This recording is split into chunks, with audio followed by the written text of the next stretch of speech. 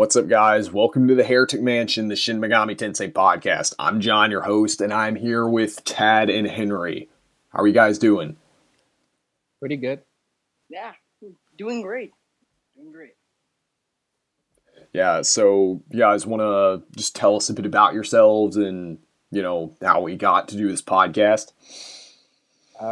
Former Persona page admin, and decided to just come back and do something. Yeah, Joker's Phantom Thief Guild. It's one of the biggest Persona pages on Facebook, but he's not an admin of it anymore. And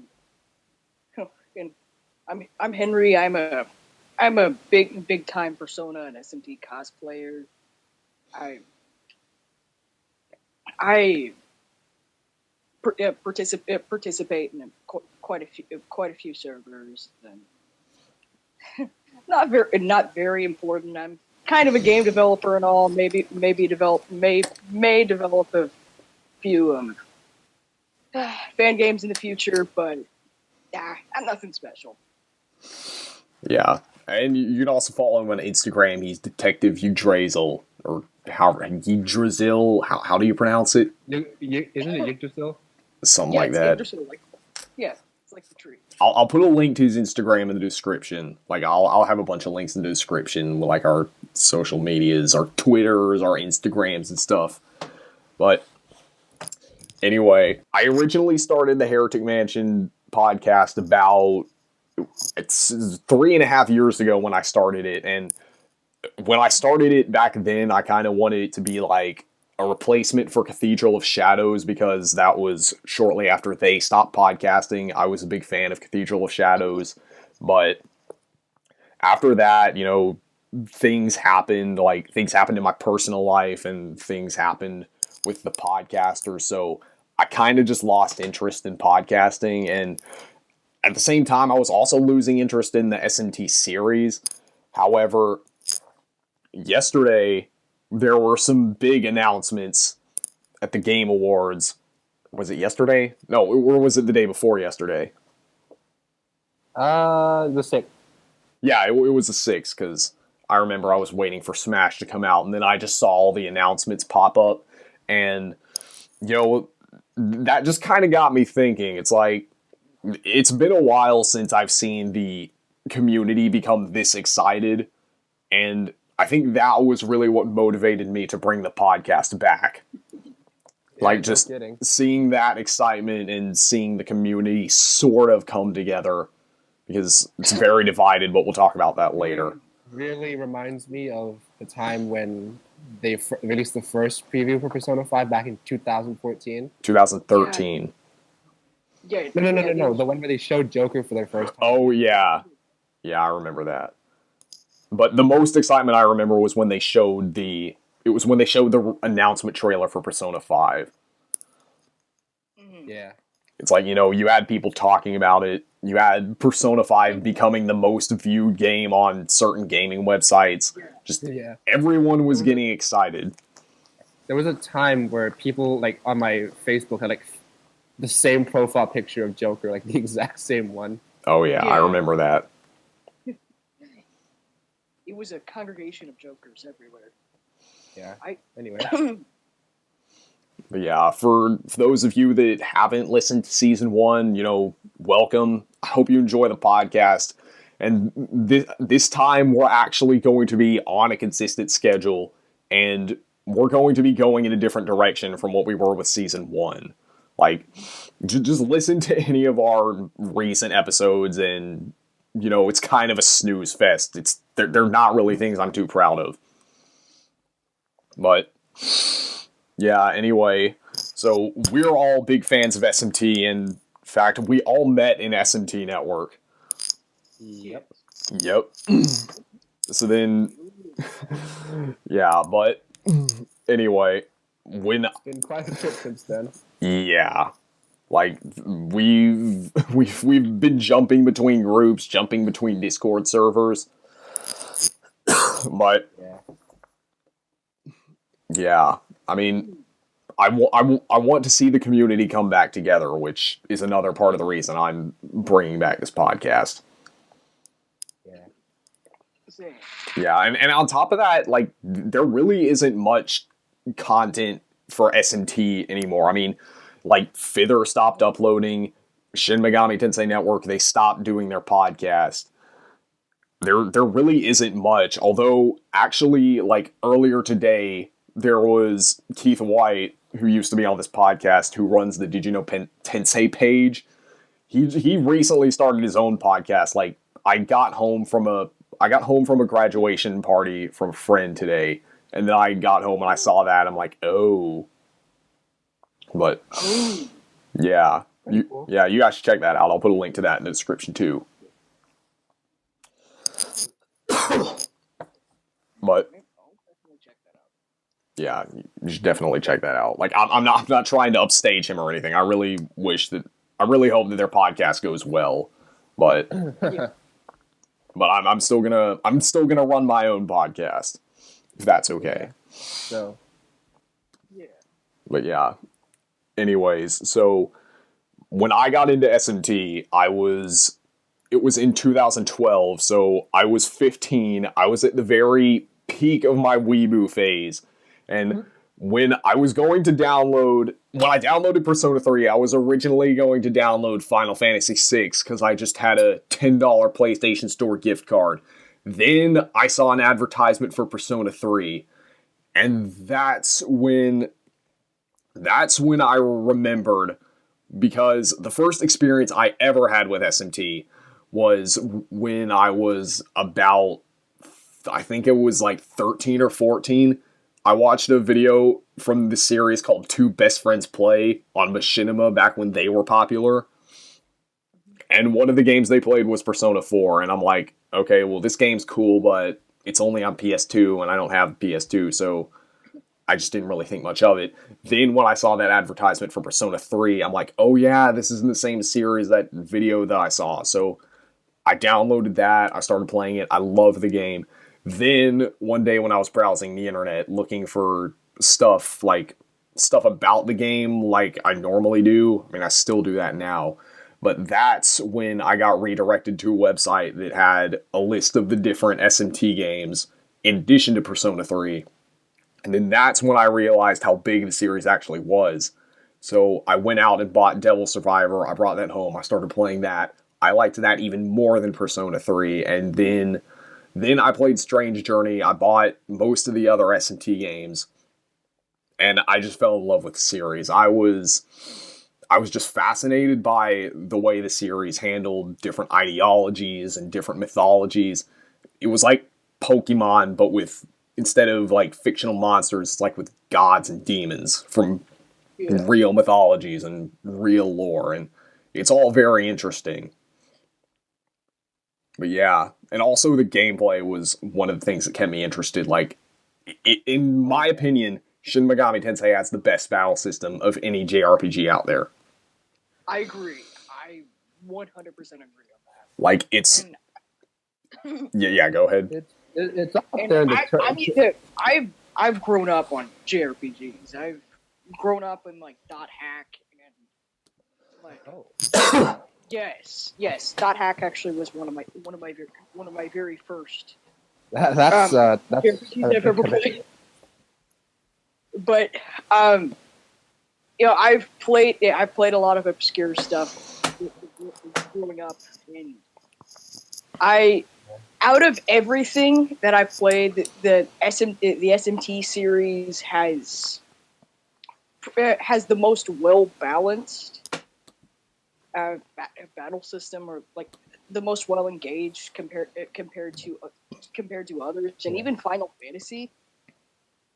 Yeah, Because especially the newer Final Fantasies have dwindled a lot. yeah. I don't really follow that much, but I know that I know. Yeah, well, I mean, Final Fantasy is like, it's like 30 years old, and they've just been jumping between different styles of gameplay. Yeah. It's like, So that's Was a good thing about SMT is like it just genuinely stays the same, but they like refurbish it. right. Kind of like what they did with Pokemon, but even better. Just like the analogy that you had earlier. It just like, works. Pokemon is actually, yeah. Like Todd Howard would say, it just works. As for me, I got into Megaten in like early 2013. I saw like a couple Let's Plays of like Persona 3 and Persona 4 by YouTuber Genius. Yeah, I got my Vita, which is like one of the first consoles I ever got. Unfortunately, I'm so sorry. yeah. Well, I got a PS4 and PS3 and other shit like later down the line, but whatever. Anyway, started playing P4. I was like 13, so like John, like not really the peak of my weebiness, but peak of edgy teenness. See. And it just happened to be the same year I got into Facebook and started joining all those Persona groups and stuff. And yeah, it just led to here. And I don't think I started actually like I was like, oh, this is a cool series. I didn't really know about like Shin Megami Tensei or Devil Survivor until like a year or two later after seeing more playthroughs of it appear. And yeah, I gotta say, while it doesn't hold that special place in my heart anymore, like compared to other game series, which I won't talk about because that'll take the entire podcast. You know, I think Megaten is up there in consistently good battle system. Stories they vary. They a lot subjectively, yeah, I like the way the series is going. I think what they should do is not change things per se, but improve upon and tweak stuff. Yes, I certainly agree with that. Like, not gonna like shit on the alignment system or anything, but you know, when you go from something like Nocturne to Digital Devil Saga, you're like, holy shit. But Atlus is capable of doing this stuff, and they should do more of it. Yeah. Yes. Yes, I agree. What about you, Henry? How did you get into the series? Actually, yeah, okay. Believe it or not, I'm one of the few that didn't start on Persona. Oh, really? Yeah, I started on Nocturne actually. Nice. Sorry. Yeah, Nocturne was my first one. Because see, I was the type of person as a kid that would play just about any RPG that was on the shelf, and just try it out, and like, I'd go to one of those rental stores whenever rental stores were a thing again, a thing back then. I would just go try something out, see if I'd like it. If I didn't like it, go back, since that's just what I got an enjoyment out of. And I found Nocturne back when I was like 12 or 13 or something. Oh, wow, that's even before I got into it. And it wasn't too far after it came out, I think. But I tried it out then, and I was like, oh, this is pretty interesting. It's like I was one of those kids. I was obviously one of those like really that's cool. It's not as kids wild that was into dark shit like that. But I was like, whoa, this is pretty cool. And then I wanted to check out other games like it, and cool. I found Persona 3. Afterward, tried that. That's what got me into the Persona series. Actually didn't play Persona 4 until Golden, believe it or not. Me too, so. Well, at least it's not as wild as getting to Drakengard Nier as your first RPG. That's pretty weird. Yeah. I'm unoriginal. My first JRPG was Final Fantasy, like the first Final Fantasy on PSP. At least that's the earliest one I can remember. I didn't really grow up with RPGs, so I think my first one was either an East game or a Persona game. Yeah, because I grew up with the GameCube, and most of the games on that are platformers. Yeah. And then when I was in my early teen years, that's like when Modern Warfare 2 came out, I got that, and then I loved that game. And so most of the games I played in my early teens were FPSs. Yeah. My first one was actually the Dot Hack series. Damn. Yeah, that's a commitment.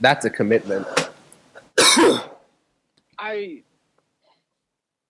believe it or not, because Yeah. I mean, Well, I tried like Kingdom Hearts afterward, but but wasn't really too big of a fan. But like dot hack was my big thing, Yeah. big thing growing up. I was always into more like niche Yeah. video games. But that's a topic for another time. Let's talk about Smash. Yeah. If in case you've been living under a rock, you probably know that Joker was announced as the first DLC character for Smash. Wow. I mean, you can say whatever you want about Persona 5, but the way they presented that fucking card turning and seeing that Smash logo on it was the best thing ever. The trailer was pretty awesome. I didn't see it coming. No pun intended. Got him. Oh, man. For real?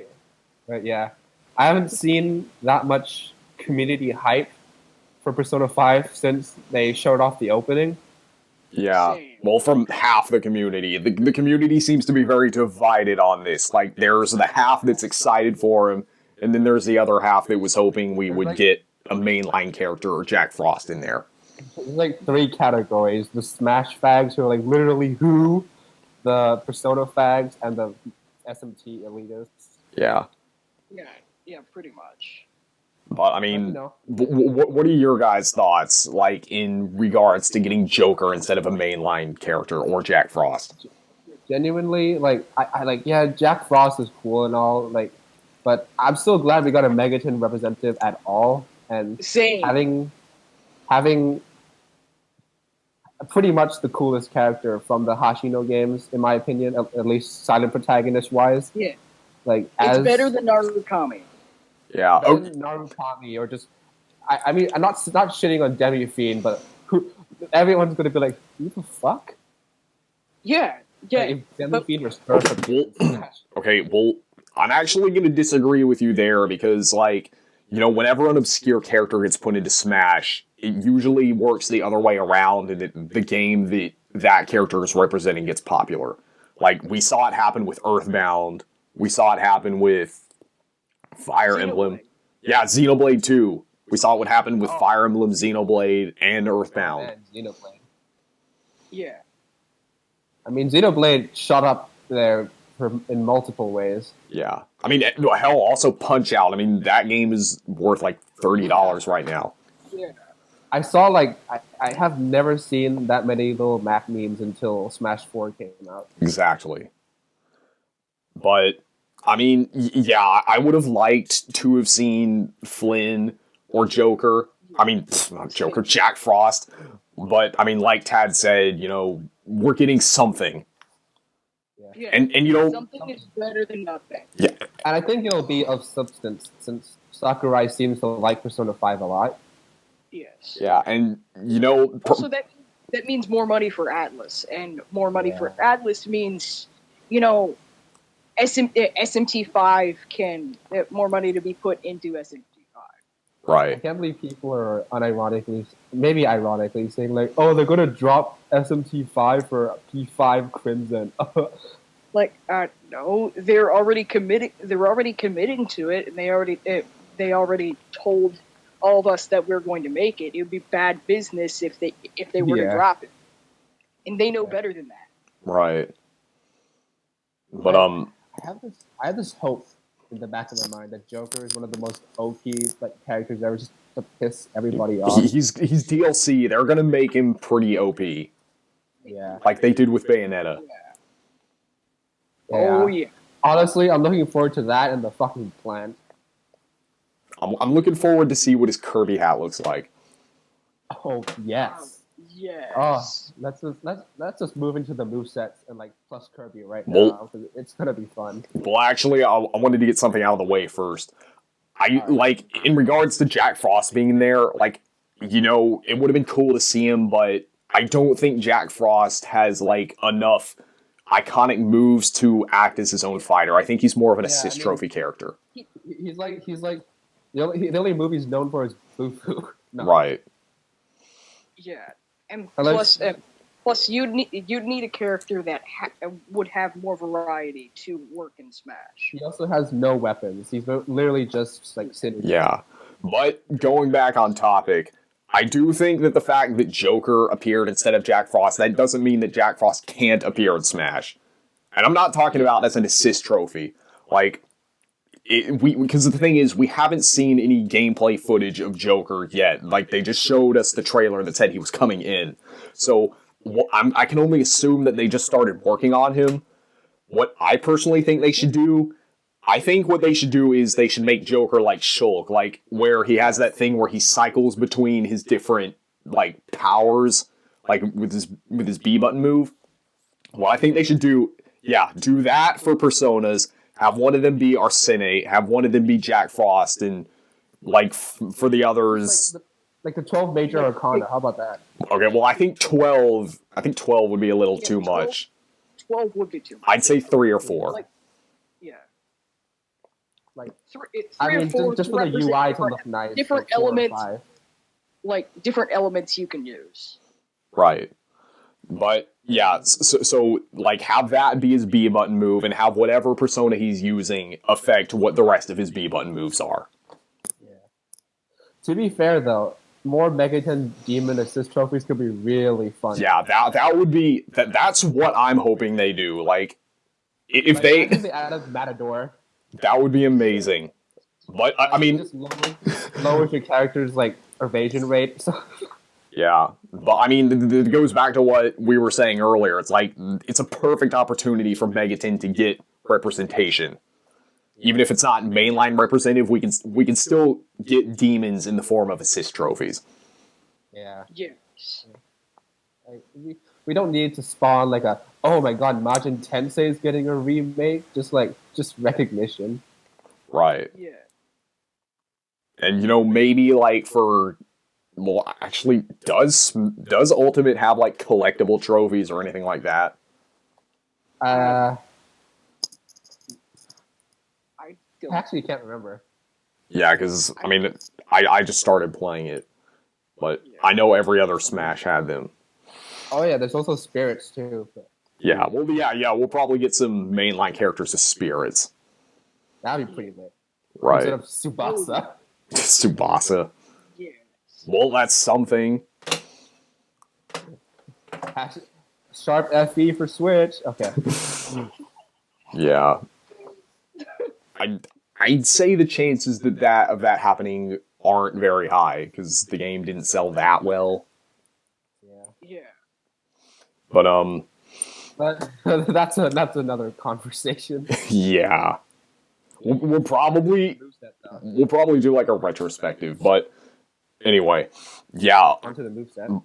Yeah, but going back to the moveset, a lot of the Smash community that does know who Joker is, they're afraid that he's just going to be like another anime sword-wielding character like Marth, Shulk, all the Fire Emblem characters. Dude has a fucking dagger. Exactly. Yeah, he has a dagger, and plus like his movesets, especially with his personas and such, and it's going to make him so much different than any of the other fighters. That's why I'm glad Lin or Narukami aren't playable characters. Yeah. Same. But yeah. Although we probably will get like a Narukami skin for him. Like just a color palette. Cool. Or like it has like electricity moves instead of like Aga. Yeah, or maybe they'll do a thing like they did with Bowser Jr. with the Koopa Links, where each skin is like a different character that plays the same, but they have a different name. Yeah, that's cool. Anyway, so in terms of movesets, I've been thinking about this for a while for like the main Persona games anyway, but kind of combining melee attacks with Persona attacks, just like attacking in unison. Yeah. Kind of like Arena did. Yeah, exactly. Yeah, that would work. Yeah, but what do you think, Henry? Oh yeah. I agree on the melee and the Persona attacks. Plus, maybe having some evasion type moves. Yeah. I can see him being a speedier character. is like on the same vein as Sheik. yeah, on the same vein as Sheik or something. just gives them Heat Riser and Debilitate. Yes. Yeah. And I think if he does get a counter, I think it's not going to be like the Fire Emblem counter. I think it's going to be like Makar Karn, which is going to function more like Fox's counter. Yeah. That'd Yeah, be pretty cool. His taunt better be fucking like snarky as hell. Oh, yeah. Although, one thing that's bullshit about Smash Ultimate is that taunts are disabled in online play. Of course. Yeah. So Final Smash then. Well, I would like... I'm 90% sure Final Smash is going to be like him summoning a badass persona. And I'm 90% sure that's going to be Satan L. I mean, I'd like it to be Lucifer or Satan or something, but if it's not Sinful Shell, it's gonna be an all-out attack. Yeah. I'd rather it be Sinful Shell than an all-out attack. Same. It's considering what they did with Shulk's thing, it would make sense. Yeah. Exactly. I just want to imagine Sentinel like appearing from like the left or right side and just shooting a giant bullet. Yes. Yeah, it'll probably be kind of like Ridley's and King K. Rool's Final Smash, where like whichever enemy, like he has to activate it close to an enemy, and then they use Sinful Shell on that enemy, and it's pretty much an insta kill. Yes. I'm still like flabbergasted they managed to do, like, you know, like imagine if, say, this is going off topic, but like, you know, like Mystic Arts and Tales and shit like that, just turning stuff like that into a Final Smash. Yeah. Yes. Because they last like a whole minute sometimes. Yeah. It also makes me wonder why they haven't had a Tails representative yet, but Yeah, that's okay. Especially when Bandai Namco made the damn game. yeah. I mean, okay, just watch the next DLC be like fucking Velvet or something. Yeah. But yeah, speaking of DLC, since we're on the topic of Smash, I want you guys... Yeah, go ahead. This is about the DLC, but Sakurai said these characters have never appeared in Smash before, which makes me really curious. Yeah, but okay, so for you guys, I want you to name who you want to be the next DLC for Smash Ultimate, and then make your case for that character. That's a tough one. Yeah. Like, it can be anybody, as long as it's originally from a video game. Don't say Goku, please. I have like... no one's gonna know who this is, but I always wanted Adol or Range Forza for Smash. Oh yeah, from Trails of Cold Steel. Like, I'm not gonna go into too much detail, but like the guy has like 7 different like sword styles. It could be but with a katana. Yeah, but at the same time, he'd just be another anime swordsman. Yeah, pretty much. That's why I didn't want to say it. I do have another contender. I can't remember the damn name right now. Do you know what it's from? Nah, give me a second. Let Henry say his first. Okay. Oh, let me think.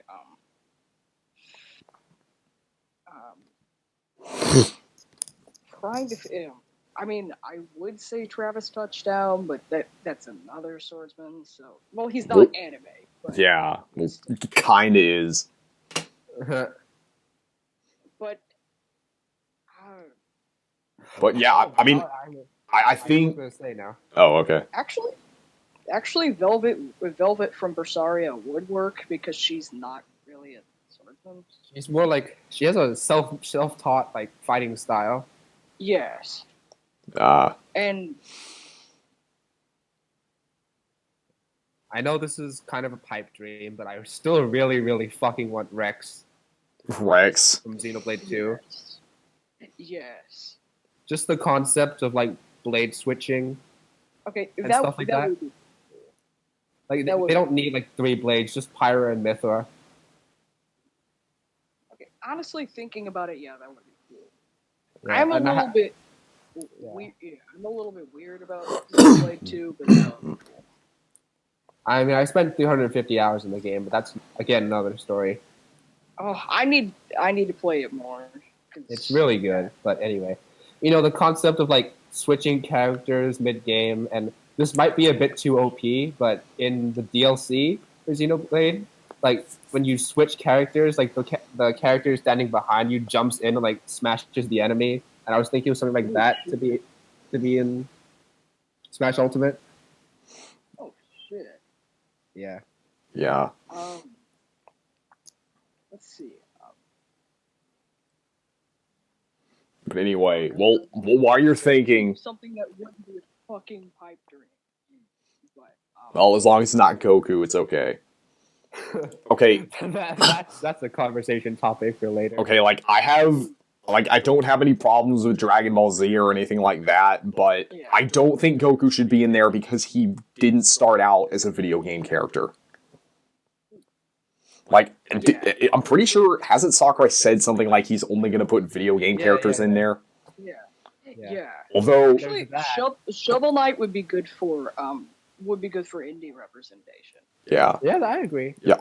Although, fun fact, James Bond was considered for Smash 64. That's amazing. Yeah. At least it's. He- yeah, He was considered for Melee too. Dude, dude. I can already imagine the final Smash. Yeah. Back to Goku, though, just for like a couple seconds. One of the main reasons I'm highly against Goku is because, one, whichever Goku is, everyone, a shit ton of people will be angry, regardless. Like, oh my god, Dragon Ball Super Goku, why are you giving him Ultra Instinct? That's so lame. Yeah. Just put Chrono in there, and I'll make everyone happy. Yeah, he's Akira Toriyama character. He's a video game character, and he's on Nintendo consoles. It's like, how can you go wrong with Chrono? Put a Dragon Quest character in there. What the hell not? Yeah, that too. But I mean, with Dragon Quest, you have like 11 mainline games to choose from. Yeah. And like so many of them are on Nintendo consoles. Yeah. I think all of them up to 9 actually. Or no, 10. Okay, but anyway, now As long as Moving on. yeah, I'm going to make my case for the character I want to be in, and that character, and this is gonna sound ridiculous, that character is Master Chief. Yo. Yeah. Like, everyone's gonna say, like, oh, he's too violent. Okay, it's like, first of all, Snake is in the game. we have Bayonetta, Yeah. who is from a very M-rated game, so why not? Yeah, The sky is the limit. exactly. The shirtless Shulk. And she uses guns. Yeah. Like, Yeah. compared to, like, Metal Gear Solid or Bayonetta, Halo is pretty tame. But everyone's also going to say, oh, well, he's a Microsoft character. It's like, okay, well, first of all, Nintendo and Microsoft have been on great terms in the last several months. Like, you saw that promotion they did with Minecraft, didn't you? Oh, so Cloud. Yeah, exactly. Yeah, I mean, Cloud's been exclusive to Sony consoles.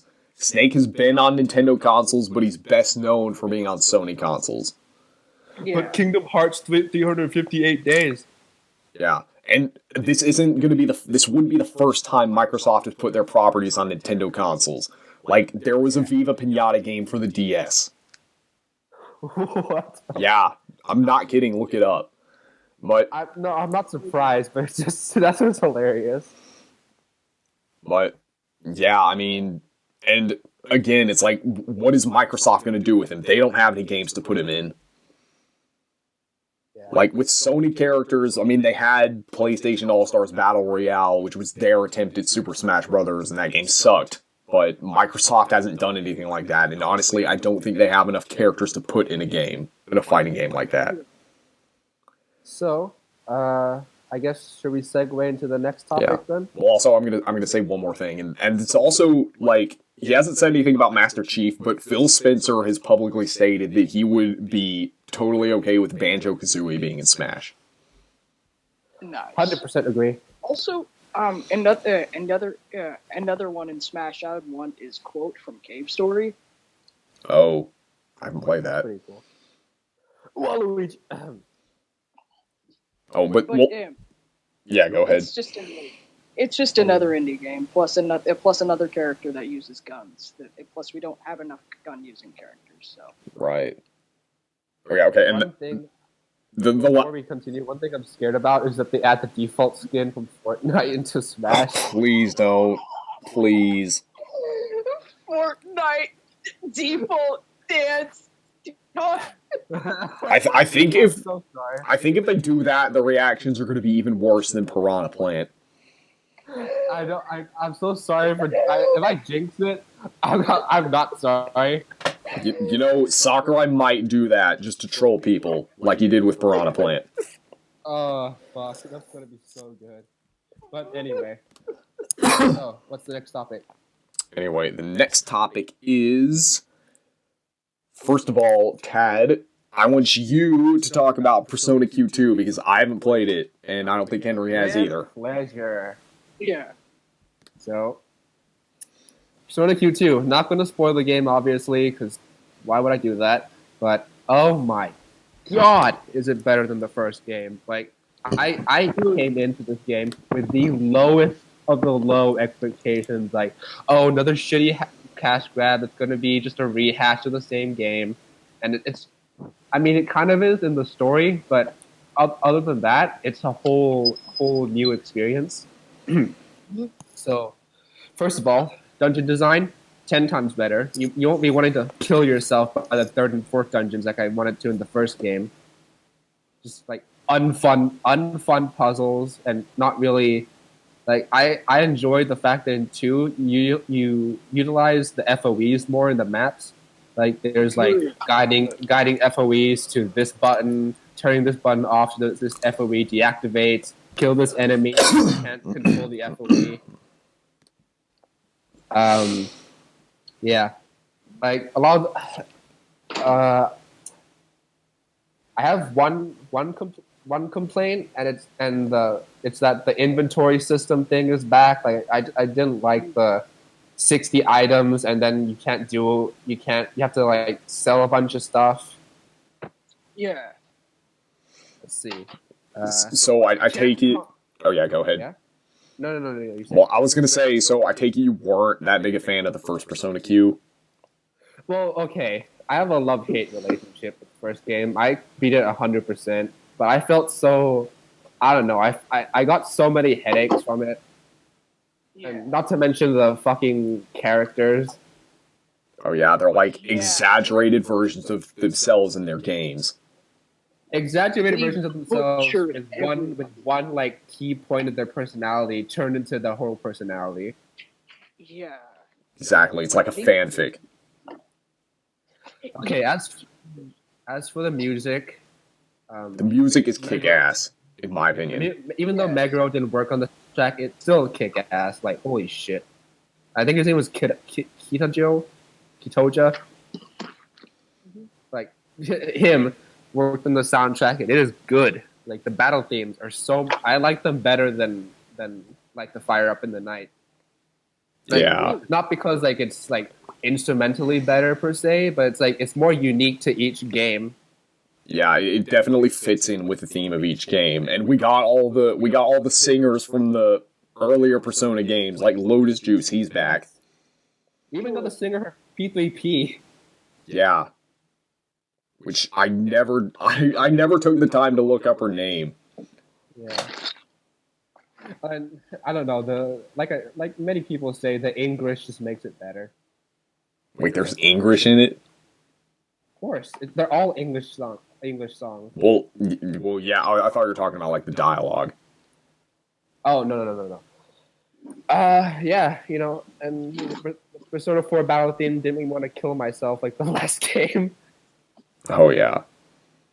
The first game, it was just like diabetes level of sweet. Yeah. And then in Q2, it was like properly composed. It was like combining Persona 4 Golden with Persona 4 Arenas type of music, which I really, really like. Yeah. Persona 3 Portable, you know. Yeah, they included the gonna, like- female protagonist. That's cool. I'm not gonna go into like the deep themes of the song, but they just do everything right. Persona 4, pop, idol, whatever. Jazz for Persona 5.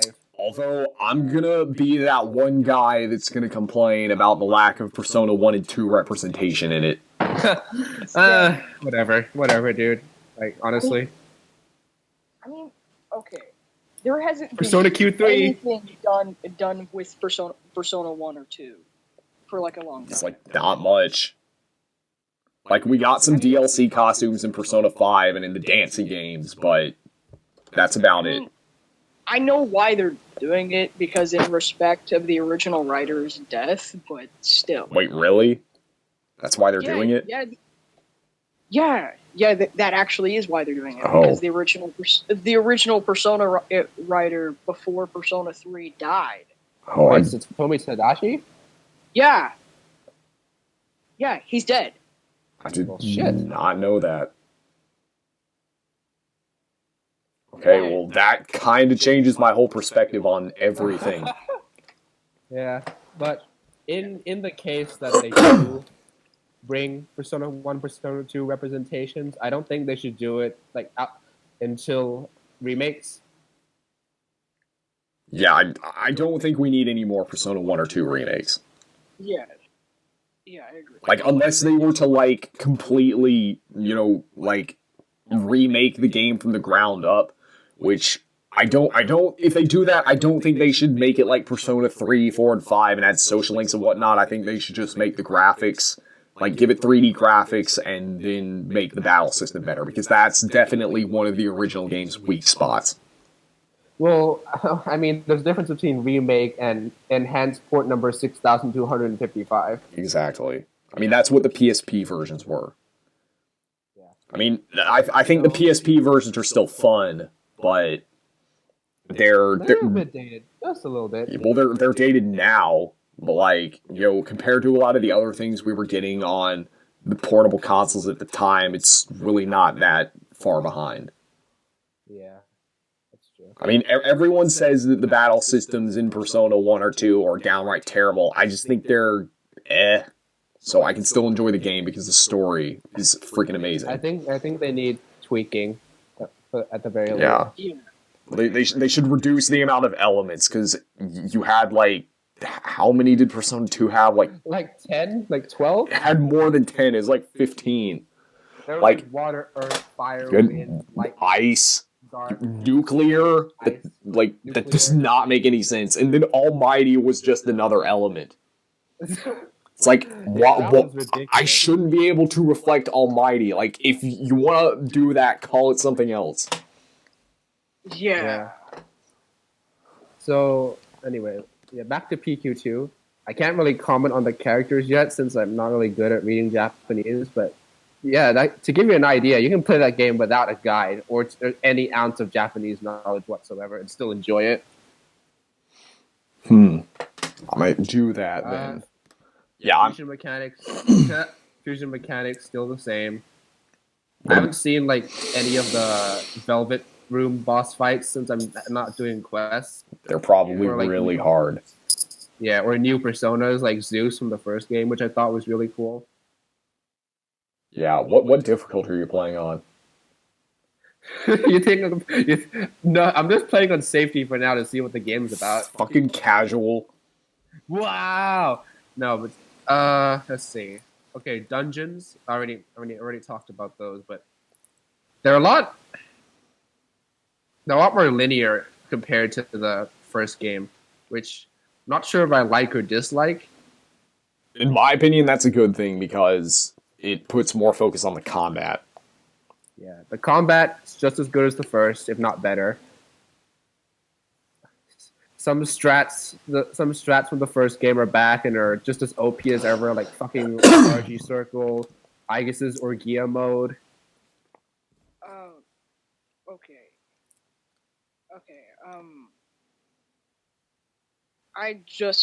Okay. Sorry, I got the wrong information about earlier. He's not dead. He's just very ill. Oh. Oh, How long has he been ill for? Since the last Caligula game. Oh, okay. Yeah, because I mean, because about him being dead, I'm like, well, didn't he also like work on Caligula, which just came out not too Yeah. long ago? Yeah, yeah. No, it was another writer, I think. Okay. I just got mixed up with someone else that was involved with Persona. Okay. all right, I just got them mixed up. But all right, that's okay. Let's see. I don't think of what else. But I think the same thing stands. They just do it out of respect of him leaving. Right. Yeah, But yeah. yeah, what were you saying, Tad? So, trying to think what else. How are the graphics? I mean, it's the same as the first game, except actually, speaking, I checked the size of the game. The first game is like 1.4 gigabytes. Persona Q2 is like 2.7 gigabytes. Huh. Like the graphics are more or less the same, but the FOE animations seem a lot more fluid. Well, I also wouldn't be surprised if there's a lot of unused files from the first Persona Q on there. Probably. I mean, yeah, Because it is just a reskin, pretty much. yeah. Yeah. I'm still slightly iffy about the art style being a bit different, but I've grown to like it a lot. The thing. Chibi is chibi. Yeah. Okay. So, After, okay. I mean, the chibi, it does go with the Etrian Odyssey theme of it. So yeah. Yeah, although I thought it was hilarious that the first Persona Q got an M rating. Yeah. what? Le dark plot twist. Yeah, except it's a game with like Chibi's characters, but it's fucking rated M like Grand Theft Auto and Call of Duty. Holy shit. So I'm not going to spoil the plot, but I will spoil the structure of the game because I want to rant about it. And then rant about something else about Persona Q2. Okay, so the structure, it's basically a rehash of the first game. Like, oh, these guys come into this world that's created by this lolly chick who had a dark past. So this dark past made her create this world inside her head or whatever. And then just like Ray, and then the other OC, I'm gonna call it fanfiction, is the final boss. Plot twist. Oh my god. And yeah. There's like 5 dungeons, and they're not as long as I thought they'd be, but I kinda like that. Is the plot twist meta in any way? Not that I can remember, because dialogue. But I do like the way this past is presented. The new character's like past and like development is presented more than the first game. Well, that's a good thing. Anyway, next thing to rant about: DLC. Oh, here we go. $48. Jesus. Damn. And for what? The fucking Picaro personas from Persona 5. How, like, is this in, like, the form of a season pass or what? Not sure. I don't think it is. I think they're all sold separately. Oh, okay. So, okay. Picaro personas and their original counterparts, Izanagi, Magatsu Izanagi, Orpheus, all those. That's cool and all, but you have to add, like, 8 DLC personas. And the total is $48. Yeah. So the next thing they have is just like cosmetic items. Well, cosmetic and like probably really important items like this accessory multiplies your experience by 3 and doubles your money. And then the one that I'm really pissed off about is the accessories that one accessory turns off the encounter rate entirely and one doubles it. Why isn't that a quest reward? Yeah. Exactly. That really pissed me off. And the rest is just like rare items and shit like that. Oh, actually, I do have. There's one item that's DLC that's also in the main game that I'd like to compliment because it makes grinding easier. What it does is it raises whoever you choose's level. Like it goes up to the level, the highest level Persona user in your party.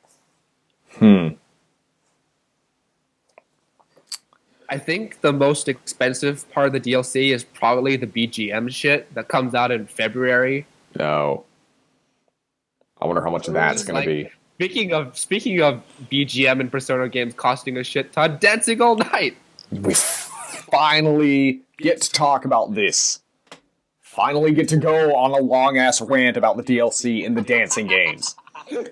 Like, Good. it's bad enough that these games are basically reskins of Dancing All Night that have even less content that are split into two $60 games.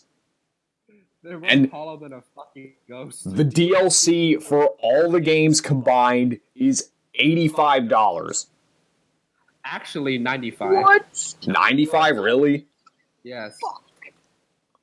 What the absolute fuck?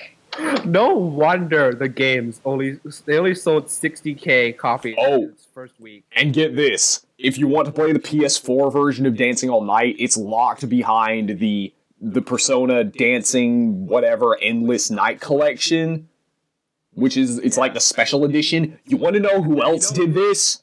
Activision with Infinite Warfare, where they locked Call of Duty Modern Warfare Remastered behind the Legacy Edition. You know what's even worse? What? Okay. What? So P4D in the PS4, I'm pretty sure there's no cross save, and you have to buy the DLC again. Are you fucking what? What the Yes. fuck? What? What? I can't even. I'm pretty sure I saw a Atlus post complaining. So why do I have to buy this DLC again? Because fuck you, give us money. I'd be more angry if I purchased these games. I just think it's funny that people don't care and just buy the shit anyway. Yeah, I'm not buying the Endless Night collection for any more than $60. What I'm hoping that happens is that that the game doesn't sell well because this is a cash grab. And I'm hoping that because of that, the price goes down really quickly. Like, you see what's happening with Battlefield 5 and Fallout 76, where they're like $30 right now. Even though they just came out. Like, I never thought I'd be saying I hope that a game from Atlus fails, but they really seem to think... They really seem to think that their fan base is really stupid. And I don't know, maybe they're right. Maybe this game will sell well. I mean, yeah. Like, they really, really badly highballed the prices there. Yeah. Like, I don't have a problem with Atlus wanting to make dancing games out of Persona if they want to, but to do it like this, like, say what you want about Dancing All Night, but at least that game had content. Yeah. Like, it had a story mode that was actually surprisingly pretty good, and it didn't have that much DLC either. It's like, it's almost like we're getting a complete game. Yeah. In this way, it seems like they give you, like, the sandbox of a game and then just say, hey, buy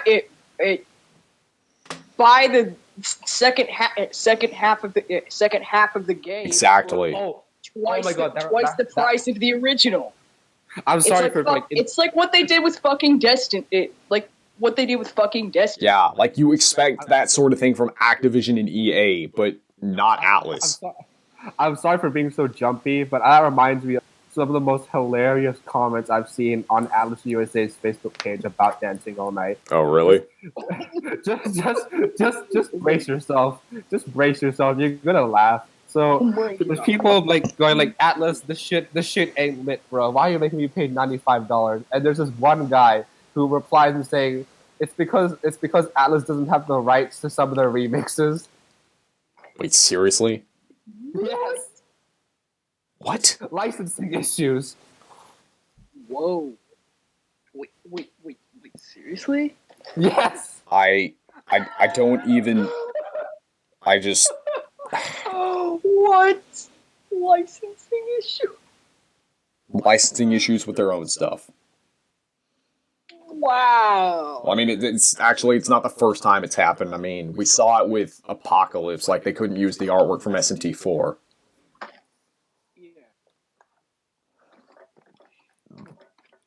But yeah, I mean, I'm.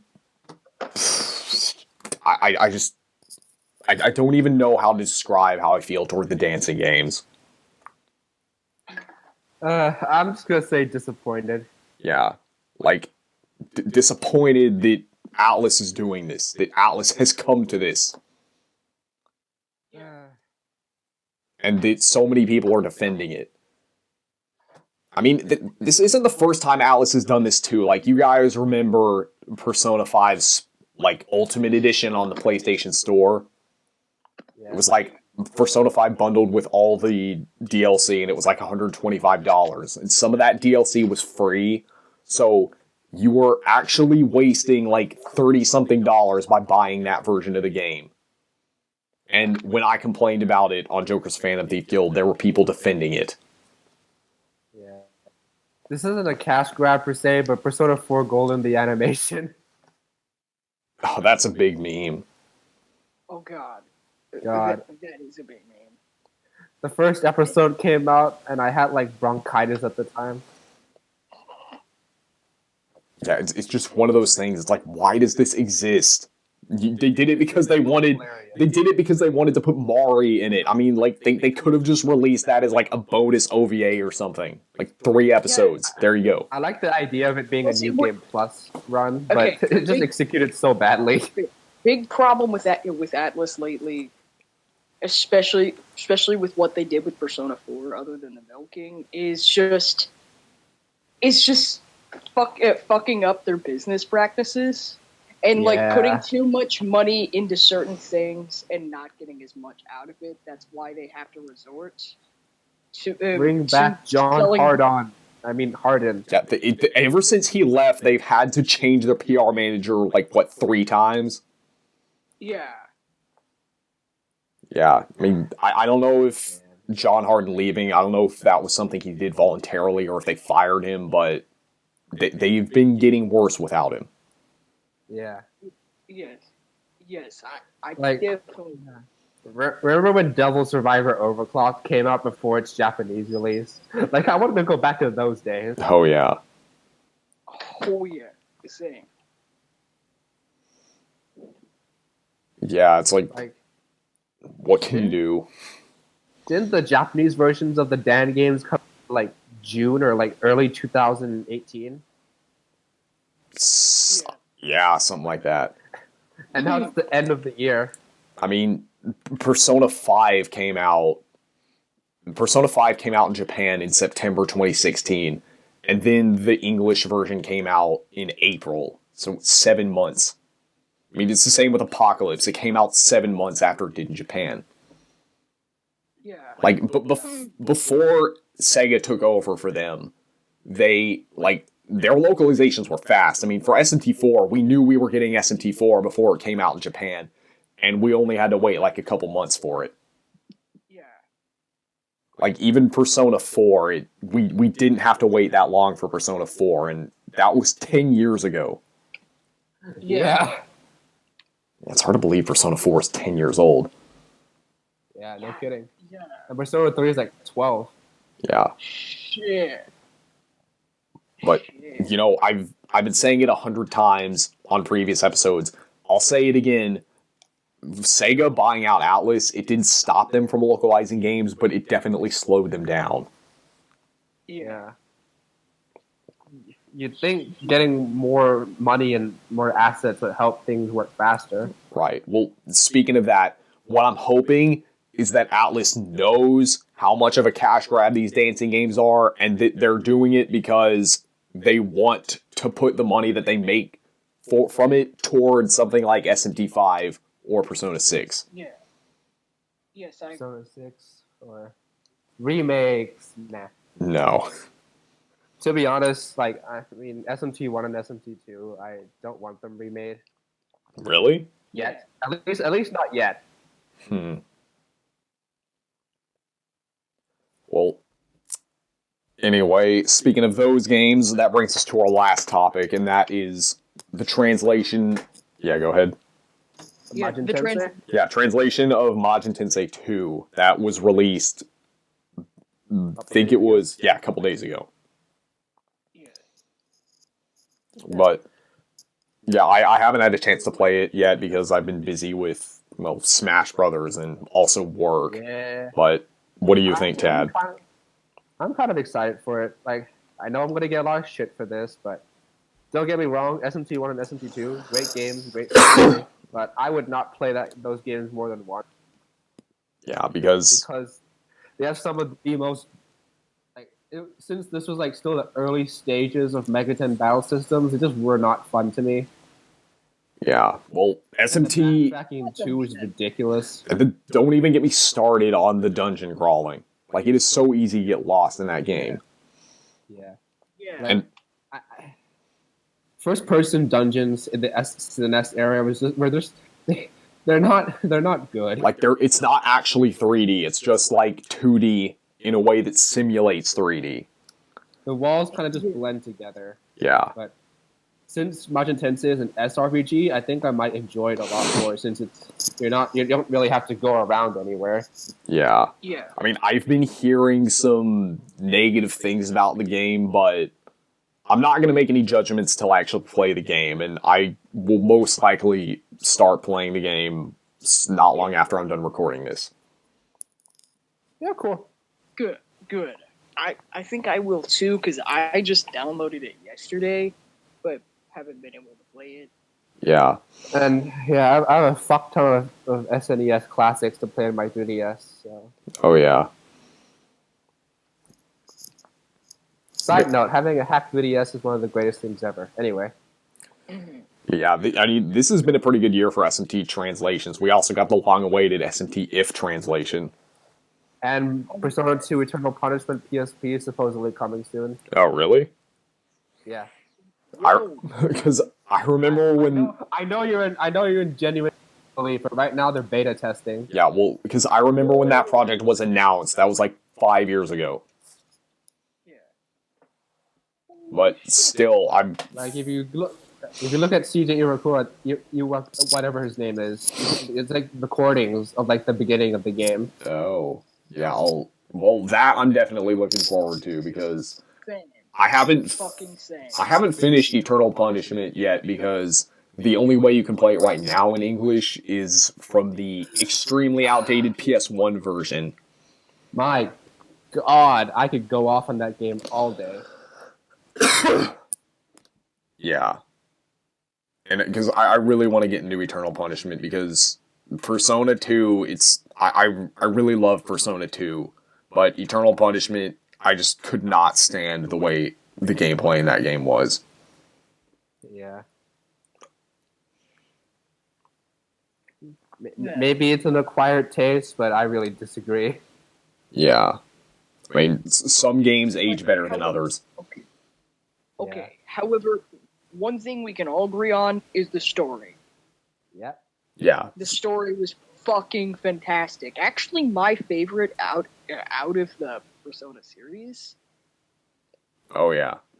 I mean, it in my opinion, it definitely has the best story in the Persona series. Not gameplay, but story, definitely. Yeah. I think we can save ranking Persona games for another time, though. Yeah. We'll probably do another episode on that. Hell yeah. Yeah, I could go for days. But yeah. Same here. Well, is there anything else you guys want to talk about? Not really. Yeah, I was planning to wrap things up here. We've covered all our main topics. But yeah, anyway, yeah, I'm definitely looking forward to recording more episodes of this podcast, and I'm gonna be posting this in SMT Network. I'm gonna be posting this on my Twitter. I'm probably gonna be posting it in Megami Tensei and Persona Hell.